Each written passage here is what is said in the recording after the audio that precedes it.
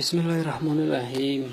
السلام و عرض ادب شما دوستان گرامی پردیس عزیزی هستم.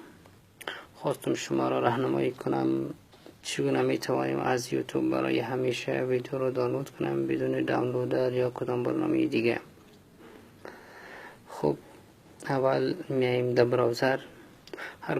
هر براوزری که باشد آن را اوپن میکنیم، باز میکنیم. بعدا در صفحه مثلا آدرس یوتیوب را میزنیم. وقتی آدرس یوتیوب را اینجا داخل کردیم در صفحه یوتیوب میریم.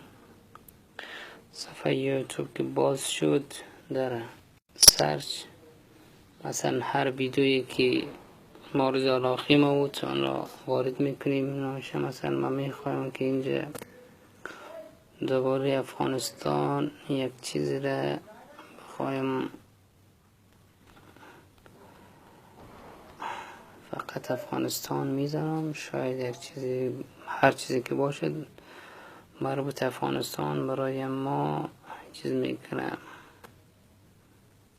خب افغانستان مثلا طالبان قاعده. خب دوستان عزیز، میخوام این فیلم فوتبال را برای تان دانلود کنم. میره براتون میگم دوستان عزیز که هر قدر مقدار فیلم زیاد باشه هیچ فرقی نمیکنه. بسیار بزودی آن فیلم را چی میکنه؟ دانلود میکنه. خب این فیلم را با اول استاپ میکنیم. بعد استاپ مثلا میایم در صفحه آدرس، اینجا یک صفر را وارد میکنیم، مثلا 10.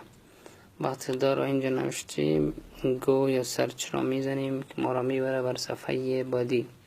خب صفحه بعدی ما را راهنمایی میکنه که سایز این ویدیو را با کدام کوالیتی باشه، HD باشه، MP4 باشه، 3GP باشه، چه قسم میخواین فیلم را دانلود کنیم. خب این در صفحه آمدیم. این صفحه مثلا من میخوایم که این فیلم یا ویدیو را در MP4 در سایز میدیم دانلود کنم.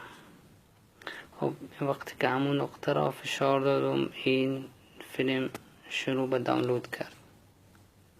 میبینیمش فقط چند ثانیه بعد این فیلم در گالری میرود، برای همیشه و همیشه سیو میشه. هر وقتی که بخوایم این فیلم را میتونیم که از گالری خود پلی کنیم بدون از اینکه مثلا ما هر بار بیم در یوتیوب.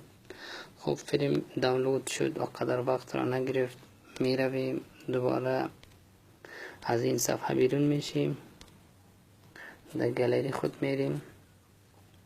گالری اینجا هست، مثلا در صفحه یوتیوب میریم. فیلمی را که فعلا دانلود کردیم این دانلود شده. دوستان عزیز فقط کدام چیز دیگر نداره، بسیار آسان میتونید که از این برنامه استفاده کنید. هر ویدیو یا فیلم مورد علاقه خود را در هر زمان دانلود کنید. متاسفانه که در این فیلم تیم فوتبال افغانستان یک گل خورد توسط تیم فوتبال ویتنام. و خیری یعنی و خیر افغانستان